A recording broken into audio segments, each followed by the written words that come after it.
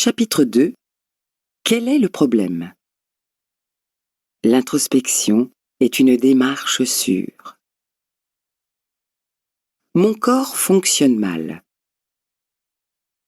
J'ai des douleurs, des saignements, des déchirures, des sueurs, des brûlures, des ballonnements. Je me rouille, je vieillis, je vois mal, j'entends mal, etc. Cela est tout ce que vous avez encore créé pour vous. Je crois avoir tout entendu. Mes relations sont insatisfaisantes. Les gens sont étouffants, absents, exigeants. Ils ne m'aiment pas, ne m'aident pas, me critiquent sans cesse, ne me laissent jamais tranquille, me provoquent, ne veulent pas s'encombrer de moi, profitent de moi, ne m'écoutent jamais, etc. Cela est tout ce que vous avez encore créé pour vous. Je l'ai entendu aussi. J'ai des problèmes d'argent. Je dispose de sommes insignifiantes. Je n'ai jamais assez d'argent. Il me glisse entre les doigts. Mes factures s'accumulent, etc. Cela est tout ce que vous avez encore créé pour vous. Je l'ai entendu aussi. Ma vie est un échec. Je ne fais jamais ce que je voudrais. Je ne sais pas faire plaisir. Je ne sais pas ce que je veux faire. Je n'ai jamais assez de temps. Personne ne prend en considération mes désirs ni mes besoins. Je n'agis que pour plaire aux autres. Je me laisse marcher dessus. Personne ne se préoccupe de moi. Je n'ai pas de talent. Je ne réussis jamais rien. Je repousse toujours mes obligations. Rien ne marche pour moi, etc. Cela est tout ce que vous avez encore créé pour vous. J'ai tout entendu. Chaque fois que je questionne de nouveaux clients sur leur vie, je reçois une ou plusieurs des réponses ci-dessus. Ils pensent connaître leurs problèmes, mais je sais que leurs plaintes ne sont que les conséquences extérieures de leurs pensées. Sous ces pensées se trouve une structure mentale encore plus profondément enfouie, plus fondamentale, qui est à la source de tous ces effets extérieurs. Je note les mots qu'ils utilisent pour répondre à mes questions de base. Que se passe-t-il dans votre vie? Comment vous portez-vous? Comment gagnez-vous votre vie? Aimez-vous votre travail? Quelle est votre situation financière? Comment va votre vie affective? Comment s'est terminée votre dernière relation amoureuse? Et la précédente? Parlez-moi brièvement de votre enfance.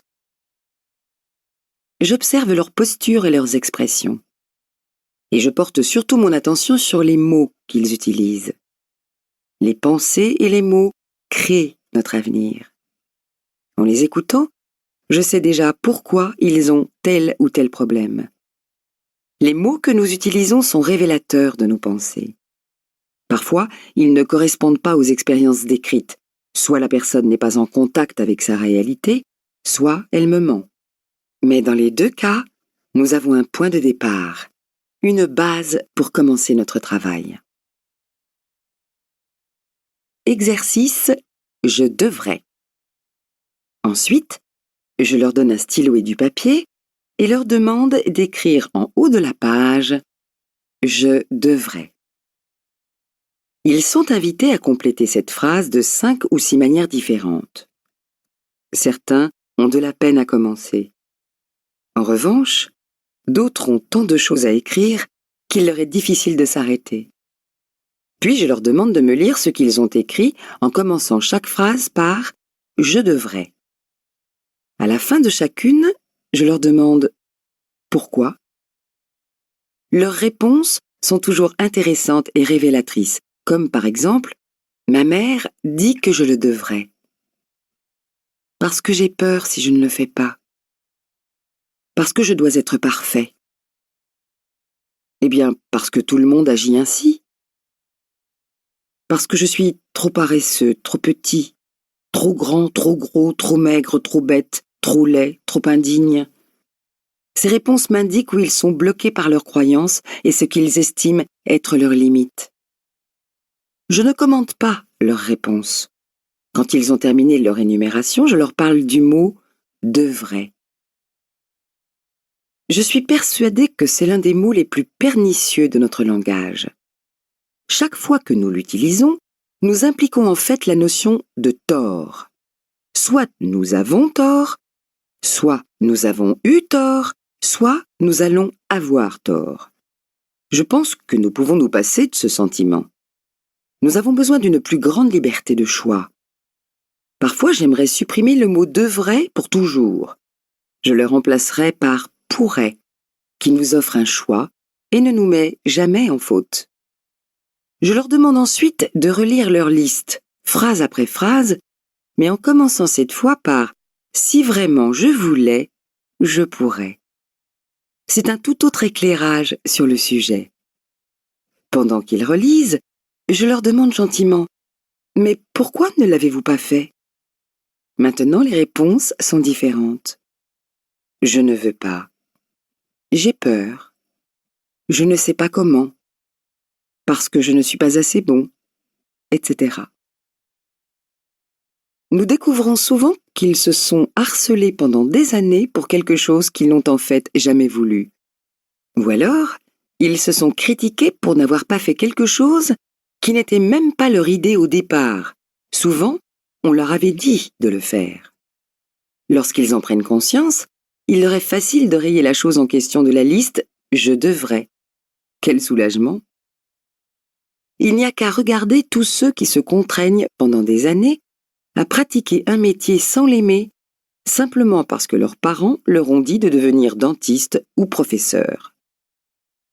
Ne nous sommes-nous pas souvent sentis infériorisés en entendant dire que nous devrions être plus riches, plus intelligents ou plus créatifs, comme telle ou telle personne de notre famille? Que pourriez-vous supprimer avec soulagement de votre liste « je devrais » ? En arrivant au bas de cette petite liste, mes clients commencent à regarder leur vie sous un autre angle. Ils remarquent que beaucoup de choses ne leur ont jamais tenu à cœur, qu'en réalité, ils ne cherchaient qu'à plaire à d'autres. Il arrive aussi très souvent qu'ils éprouvent de la crainte ou qu'ils ne se sentent pas à la hauteur. Le problème se présente maintenant sous un autre aspect. J'ai déclenché en eux le processus qui leur permet de se défaire de leur sentiment de culpabilité dû à l'impression de ne pas répondre aux attentes des autres. Puis, je leur explique ma philosophie de la vie, comme je l'ai fait dans le premier chapitre. Je crois que la vie est très simple. Ce que nous donnons nous est rendu. L'univers nous confirme dans tout ce que nous choisissons de penser et de croire. Quand nous sommes enfants, nous apprenons à nous connaître et à connaître la vie par les réactions des adultes qui nous entourent. Quelles que soient ces croyances, elles se recréeront ultérieurement sous la forme de nos expériences. Cependant, il ne s'agit que de structures de pensée, et le pouvoir réside toujours dans l'instant présent. Les changements peuvent s'opérer dès maintenant. L'amour de soi. Je continue en expliquant à mes patients que quel que soit le problème, je travaille toujours sur la même chose avec tout le monde. L'amour de soi. L'amour est le remède miracle. Notre amour de nous-mêmes fait des miracles dans notre vie. Je ne parle pas de vanité ni d'arrogance qui ne sont pas de l'amour, mais seulement de la peur.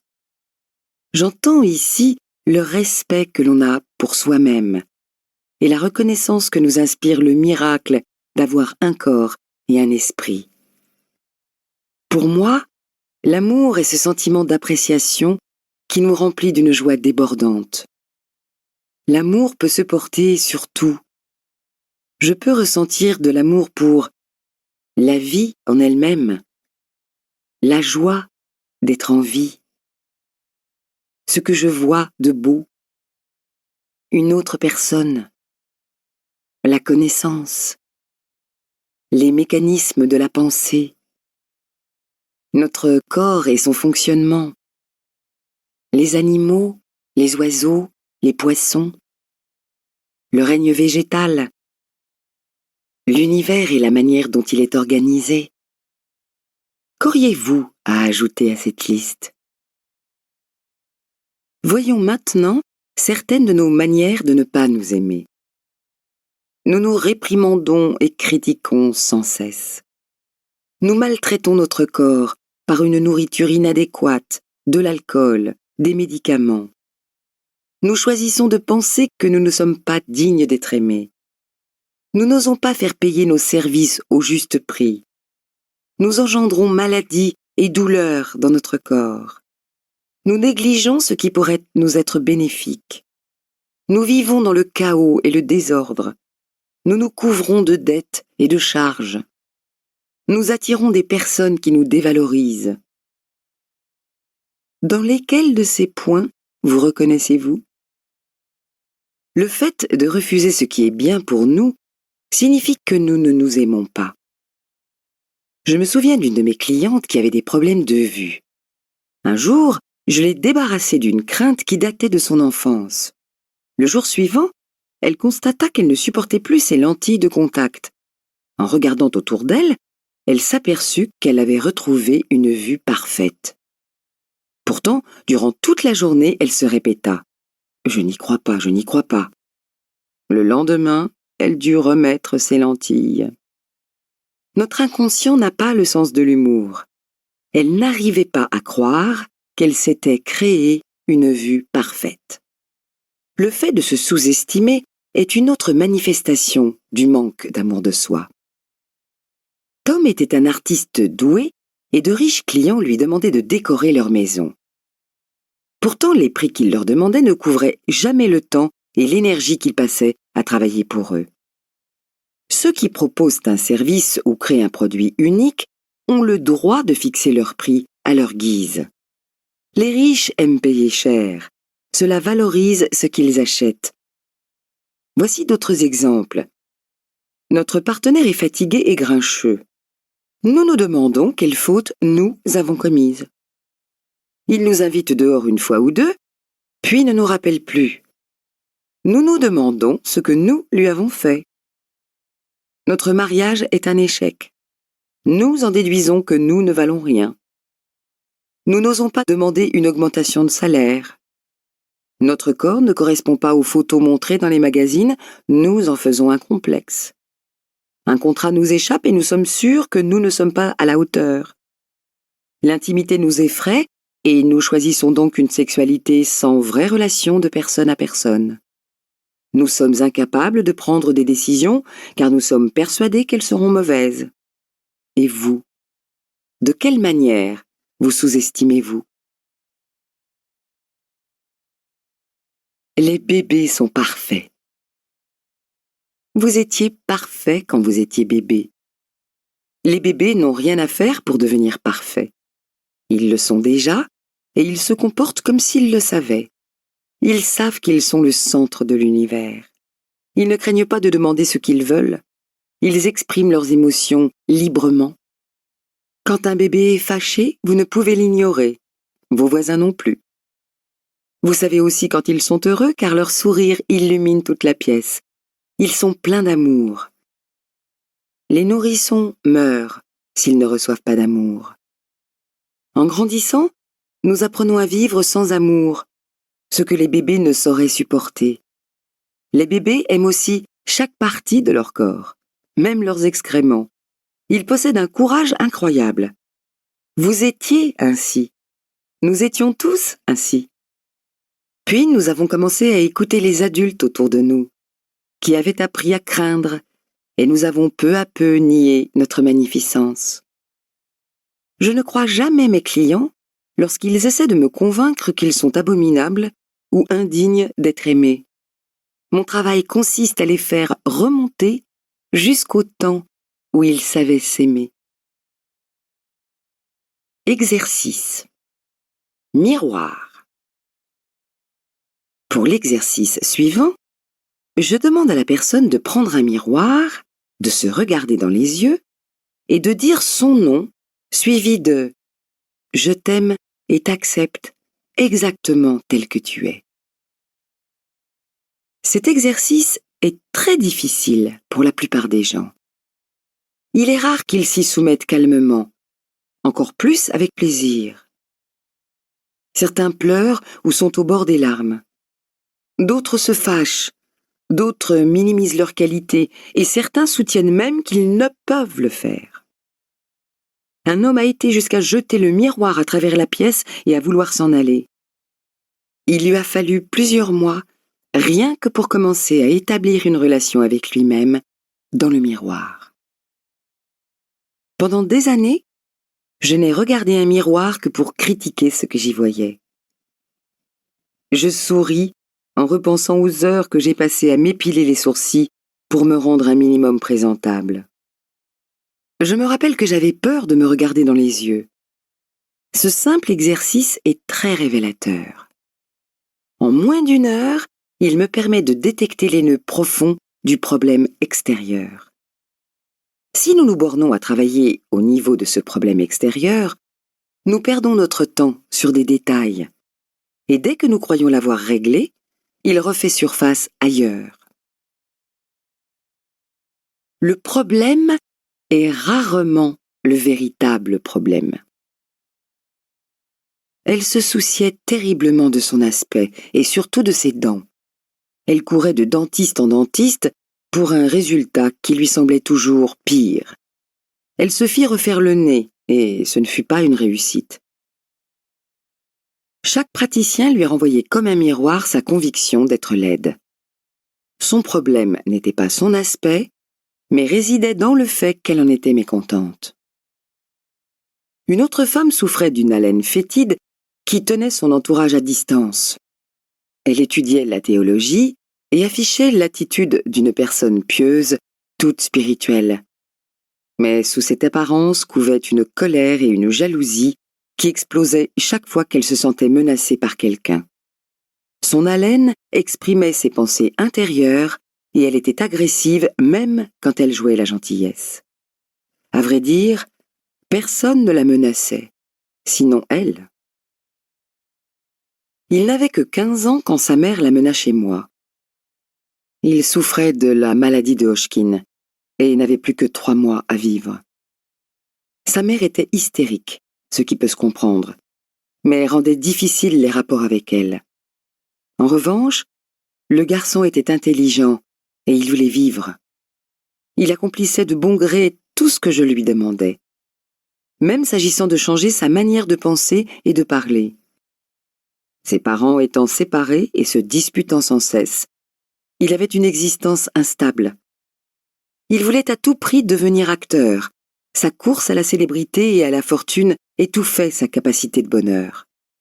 Il lui fallait la gloire pour s'accepter et se juger valable. Je lui ai enseigné à s'aimer et à s'accepter. Il alla beaucoup mieux. Il est maintenant adulte et se produit régulièrement à Broadway. En apprenant la joie d'être lui-même, il trouve de plus en plus de rôles. L'embonpoint est un autre bon exemple de la façon dont nous pouvons perdre beaucoup d'énergie à essayer de résoudre un faux problème. Les gens se battent souvent pendant des années pour maigrir, en vain. Ils attribuent tous leurs problèmes à leur excès de poids. En fait, celui-ci n'est que la manifestation extérieure d'un problème bien plus profond. Selon moi, il s'agit toujours de la peur et d'un besoin de protection. Si nous vivons dans la crainte de l'insécurité, ou que nous ne nous trouvons pas à la hauteur, nous aurons tendance à prendre des kilos superflus comme protection. Nous passerons notre temps à nous reprocher notre poids, à nous culpabiliser à chaque bouchée, en pure perte. 20 ans plus tard, nous serons probablement dans la même situation, car nous n'aurons pas attaqué le vrai problème. Nous n'aurons réussi qu'à renforcer nos sentiments de peur et d'insécurité qui nous poussent à prendre du poids pour nous protéger. C'est pourquoi je refuse d'axer mon traitement sur les kilos superflus ou les régimes. Les régimes sont inefficaces.